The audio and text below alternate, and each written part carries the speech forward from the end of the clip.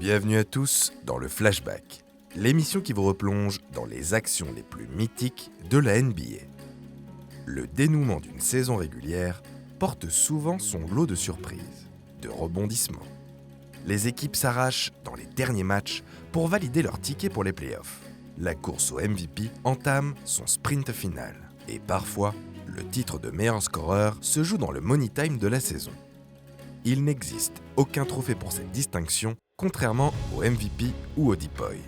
Et pourtant, ce titre virtuel est tout aussi prestigieux. Aujourd'hui, on retourne à une époque où les géants régnaient sur la NBA. On se replonge dans la bataille à distance entre deux colosses qui s'arrachent le titre de meilleur scoreur. Une nuit magique où l'amiral David Robinson a dicté sa loi et retardé par là même la consécration du jeune monstre Shaquille O'Neal.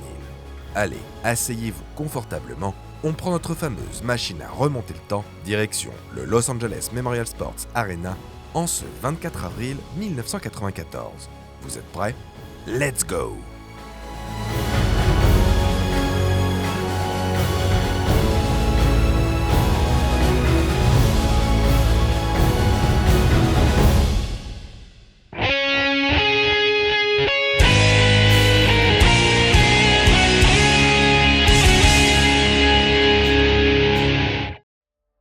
En cette dernière journée de saison régulière, les San Antonio Spurs du pivot star David Robinson débarquent à LA.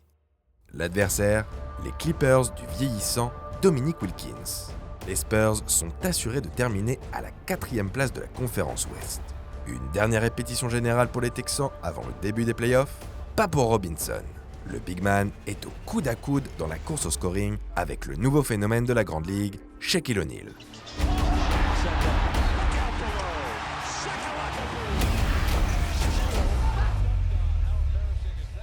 De l'autre côté des États-Unis, Orlando affronte les New Jersey Nets. La star du Magic ne devance alors le patron des Spurs que de 0,06 points. Le calcul est simple pour les deux géants. Il faut noircir la ligne de stats. Il faut remonter 16 ans en arrière, le 9 avril 1978, pour observer un scénario similaire. George Gervin et David Thompson s'arrachent le titre de meilleur scoreur jusque dans l'ultime rencontre de saison régulière. Thompson, l'arrière bondissant des Nuggets, pense avoir assuré l'essentiel en collant 73 points aux Detroit Pistons. Une stat historique, puisque Thompson devient le deuxième joueur à atteindre 73 points ou plus dans un match, derrière l'indétrônable Wilt Chamberlain qui l'a fait 4 fois. Gervin doit maintenant planter 58 points pour rafler la première place au scoring. En état de grâce, The Iceman en inscrit 63 face au Jazz de la Nouvelle-Orléans. Le record de franchise tombe au passage et George Gervin est sacré meilleur scoreur. Comme son prédécesseur, David Robinson compte bien coiffer au poteau le Big Diesel. Et ses coéquipiers l'ont bien compris. Le pivot est gavé de ballons. Les 18 premiers points des Spurs sont pour l'amiral.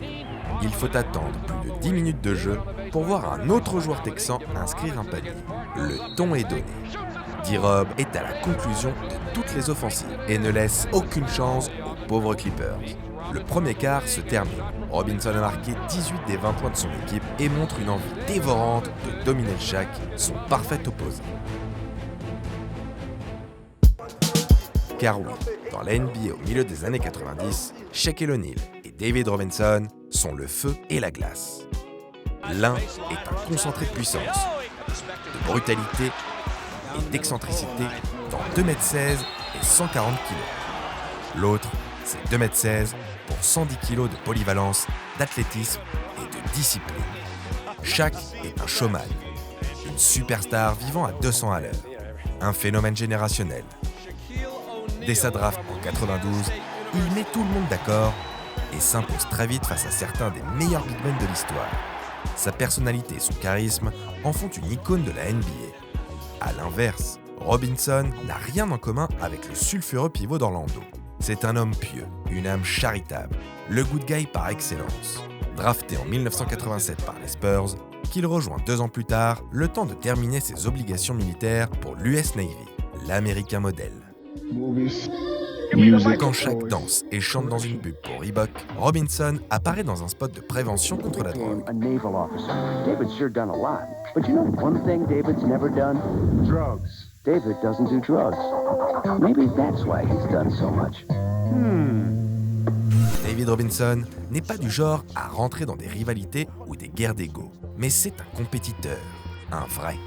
Alors, quand un sophomore pense qu'il va prendre le commandement en NBA, l'amiral réagit. 13 février 1994, All-Star Game à Minneapolis. Le Shaq est dans le collimateur des big men de l'Ouest. Olajuwon, Malone et Robinson le cadenassent. Il rate 10 de ses 12 tirs. C'est une véritable humiliation. Les Golgoths de l'Ouest ont décidé de lui démontrer que malgré ses talents extraordinaires, il a encore du chemin à faire avant de pouvoir dicter sa loi. Robinson affirme que ce n'était pas son idée, mais quand on lui a soufflé qu'il fallait mettre la pression sur O'Neal, il ne s'est pas fait prier. La réponse du All-Star sophomore, toujours pleine de subtilité. Je vais me les faire un par un. La vengeance, c'est Robinson qui va y répondre en premier. Le 6 mars 1994, Orlando se présente à San Antonio, le jour du 22e anniversaire d'O'Neal. 32 points, 11 rebonds. Sacrée performance. Mais c'est bien l'amiral qui a le dernier mot. 36 points, 13 rebonds, 7 passes, 6 blocs et 3 interceptions. En prime, la victoire et une foule qui scande « MVP, MVP » pour Robinson. Shaq en fait une affaire personnelle. Il est persuadé que tout le monde est jaloux de lui, jaloux de sa capacité à tout réussir, de ses talents de basketteur, d'acteur, de rappeur.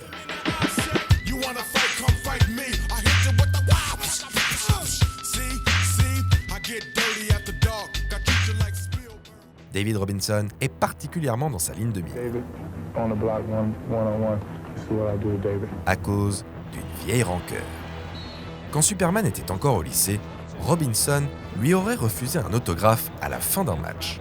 Depuis, le Shaq veut faire payer ce manque de classe et prouver que l'amiral n'est pas si admirable. I'm like, all right, what's going on?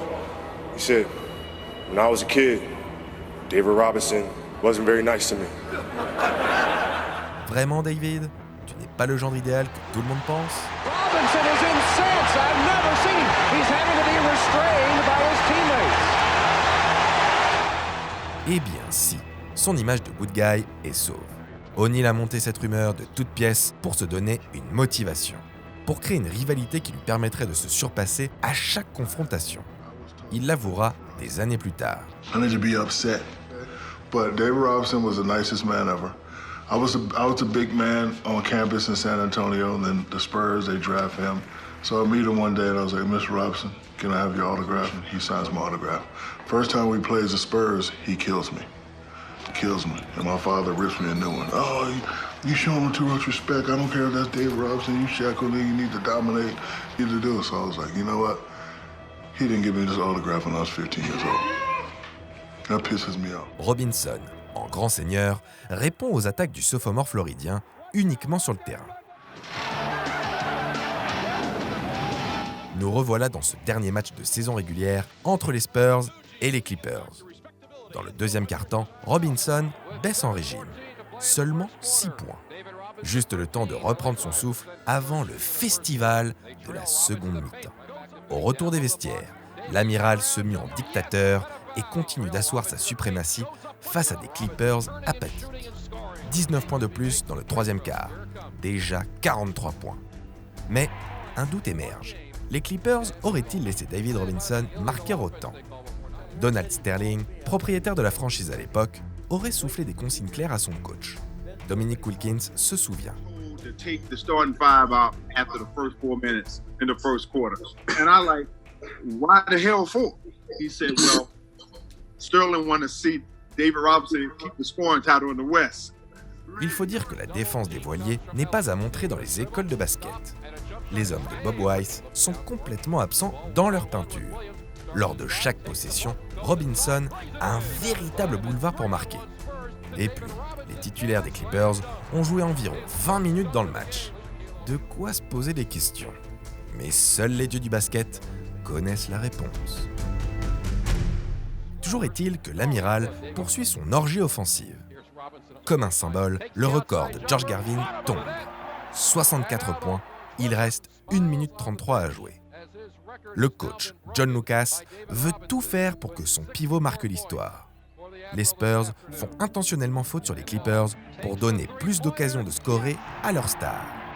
Dans les 59 dernières secondes, David Robinson inscrit ainsi ses 7 derniers points.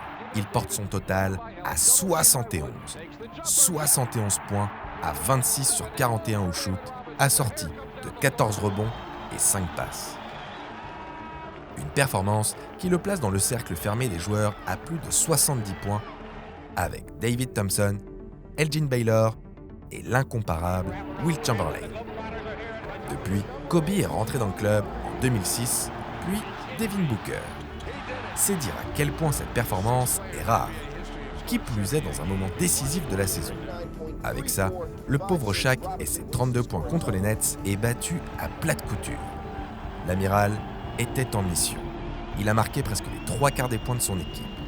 Fidèle à lui-même, le good guy ne cherche pas à accaparer toute la lumière et remercie ses coéquipiers. C'était incroyable. Toute l'équipe a été derrière moi cette saison et là, ils m'ont poussé à faire une performance individuelle. Ils voulaient me voir shooter ce soir. Et dès que le match a commencé, ils m'ont cherché à chaque fois. David Robinson remporte le titre de meilleur scoreur NBA au terme d'un scénario inoubliable. Un dénouement qui inscrit son nom une première fois dans les annales de la Grande Ligue. En remportant ce duel à distance contre le Shaq, Robinson retarde la domination du jeune phénomène. Presque un exploit quand on sait le monstre que va devenir Shaquille O'Neal.